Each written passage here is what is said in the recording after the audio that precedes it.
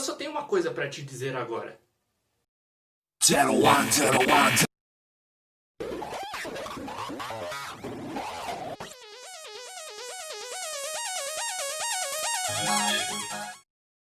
Fala galera da Tokunet, aqui é o Ricardo Sotero e hoje eu vim falar dos melhores Riders que já existiu. E não, eu não estou falando do Black. Eu acho que a maioria das pessoas agora estão desligando o vídeo, né? Calma, eu não sou contra o Black, eu não sou contra as séries antigas. Na verdade eu sou fã do Black Kamen Rider, tá aqui a blusa. Mas eu vim falar de um dos meus Riders favoritos que fechou agora, há umas 2 semanas atrás, e ele abriu a Era Reiwa com chave de ouro. Como já viu na introdução, vamos falar um pouco de Kamen Rider Zero One. Mas esse vídeo ele é um pouquinho diferente do habitual. Eu não pretendo fazer um vale ou não a pena, onde eu pego os pontos negativos e os pontos positivos, eu faço uma comparação para ver o que se sobressai.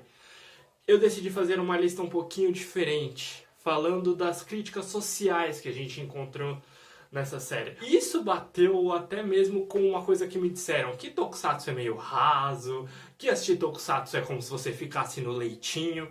E depois de assistir alguns filmes e séries como Zero One, eu fiquei pensando, acho que eles não estão assistindo Tokusatsu direito, se é que estão assistindo. Então aqui vai a lista de algumas críticas sociais que está em Kamen Rider Zero One.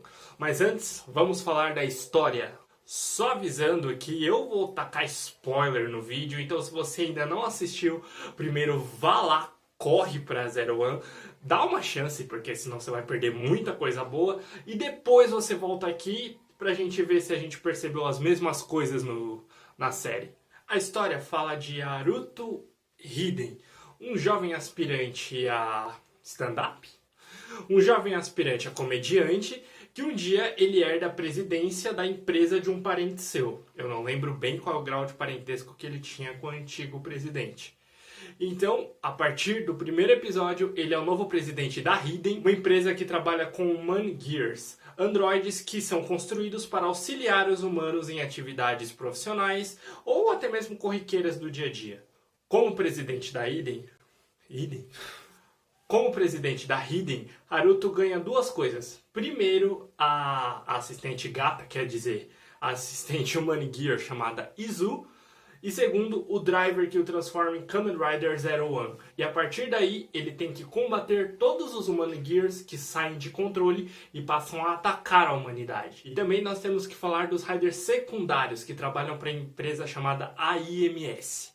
Eles caçam os Human Gears. E é só isso. Fua, o Kamen Rider Vulcan, é um dos Riders secundários da série que ele odeia os Human Gears por causa de um incidente que aconteceu quando ele era criança. E vários desses robôs invadiram a escola dele, causando um trauma nele, numa cena digna de um filme apocalíptico de zumbi. Sua companheira, Yua Aiba, é a Kamen Rider Valkyrie. Ela tá ali meio que para vigiar o Vulcan, e não, ela não compartilha o mesmo ódio dele. Porém, ela é meio misteriosa ali de início. E finalmente indo para os vilões, nós temos os 2 Human Gears, Jin e Horobi, que são da organização terrorista Metsubojirai. Eu acho que é assim que se pronuncia, né? Eles estão a serviço da Arca, um grande satélite que meio que ele quer... Sinceramente, eu não entendi a função dele na série. Os 2 eles são responsáveis pelos Human Gears saírem do controle. E o seu principal objetivo é destruir a raça humana e fazer com que os Human Gears dominem no lugar. E na falta de uma organização maligna, essa série tem 2. Tem Zaya, controlada por Gai Amatsu, o Kamen Rider Towser, que é o principal rival do Haruto e da Hiden nos negócios. E esse cara ele é o principal disseminador de ódio aos Human Gears. E de início a gente não entende o porquê. Mas com o tempo ali, as coisas vão ficando mais claras. Nós vamos falar um pouquinho dele mais pra frente no vídeo. Tá bom, Ricardo, mas cadê as críticas sociais? Porque até agora você só nos apresentou o Homem de Ferro japonês. Primeiramente, eu gostaria de destacar a questão dos Human Gears, que eles estão presentes na vida dos humanos, seja na vida acadêmica, na vida profissional ou na vida cotidiana mesmo, Porém, conforme os incidentes vão acontecendo, as pessoas vão parando de confiar neles e vão descartando eles como se eles não fossem nada, jogando fora, sem levar em consideração que eles podem ter sentimentos. Isso me lembrou muito aquele filme do Spielberg, Inteligência Artificial. O Haruto ele é muito envolvido na luta pelos direitos dos Humangears e sua causa, porque ele era filho de um Humangear. Não, eles não se reproduziam, eu acho. Mas ele foi criado por um a quem ele considerava o seu pai. Inclusive, no começo da série, ele é salvo por esse ser. E nisso tudo ainda tem a singularidade, que é quando o Humangear, pelo que eu pude entender, é quando o Humangear ele fica consciente de si mesmo, que ele vive, que ele tem sentimentos, que ele tem direitos. É quando ele descobre que ele não é apenas uma máquina, ele é um ser vivo, merece respeito, reconhecimento. E isso me lembrou muito a luta das minorias hoje em dia, que estão lutando por respeito, oportunidades, conhecimento, menos violência. E por falar em violência, nos episódios finais ocorre uma série de protestos na série, inclusive até algumas ameaças de conflito entre humanos e Humangears. Pode ser paranoia minha? Pode.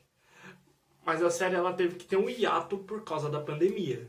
Então, nesse meio tempo, eles tiveram que escrever o final da série. Eu não sei se já estava escrito ali até eles entrarem em hiato, mas tudo aconteceu na mesma época em que as notícias de protestos pelo mundo inteiro por uma causa estavam acontecendo. Do mesmo jeito que nós também temos causas justas, nós também temos as ações extremistas dentro das lutas sociais, dentro das organizações, e é aí que entra o caso do Jin e do Horobi e daquela organização que até agora eu não sei pronunciar direito o nome. Do mesmo jeito que o Haruto ele quer a paz entre humanos e Humangears, a Metsubo Jirai eles pregam a supremacia Humangear. Muitas vezes eles não pensam duas vezes na hora de passar por cima da própria raça deles.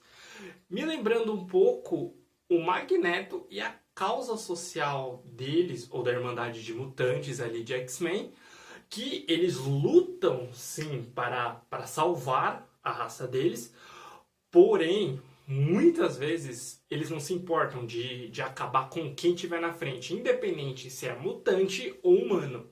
Eu não posso esquecer também que em um episódio lá no começo, o Horobi ele fala que eles são maus porque eles foram criados pelos humanos. E eles apenas refletem a maldade que já existe no coração das pessoas. E se tem alguém que mostra que nesses quesitos eles estão certos, essa pessoa é o Guy Amatsu. Agora sim a gente vai falar dele. Como eu disse no começo do vídeo, o Guy ele é aquele típico vilão que a gente ama odiar. E ele é construído de tal maneira que conforme você vai conhecendo, você vai tendo cada vez mais raiva dele. No início, ele apenas quer derrubar a Hiden e colocar o produto dele no lugar. Até aí tudo bem, isso é jogo de poder em ambiente corporativo. Contudo, ele tenta ganhar de qualquer maneira através de sabotagem, manipulação. Só para você ter ideia, lembra daquele incidente que eu citei lá quando eu estava apresentando o FUA, Kamen Rider Vulcan? Então, aí vem spoiler. Aquilo tudo é uma memória falsa implantada na cabeça do personagem para o Guy poder manipular ele. E não para por aí. Lembra que a Metsubo Jirai seguia ordens num satélite chamado a Arca? Esse satélite ele também foi criado pelo Guy, mas ele fez aquilo para que tudo isso, todos os problemas da série se instaurasse e ele pudesse colocar os planos dele em prática. A Yua, que é a Kamen Rider Valkyrie, falei que ela tinha um ar de mistério que permeava ela, então ela trabalhava para ele, apesar que ela não sabia nem metade das maldades que ele fazia. E quando ela descobre, ela fica completamente sem reação. E depois, nos episódios seguintes, você vê o desconforto no rosto dela, quando ela vê o caos se instaurando em tudo, ela sabe que é o culpado e não pode fazer nada. O ódio que a gente cria por esse personagem é tanto que quando ele é derrotado, a gente vibra. Como, por exemplo, na luta em que o Zero One derrotou ele, não definitivamente, até fizeram o meme do caixão.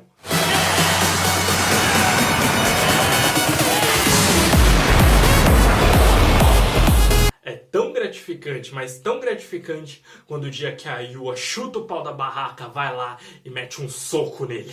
Que satisfação, aspira.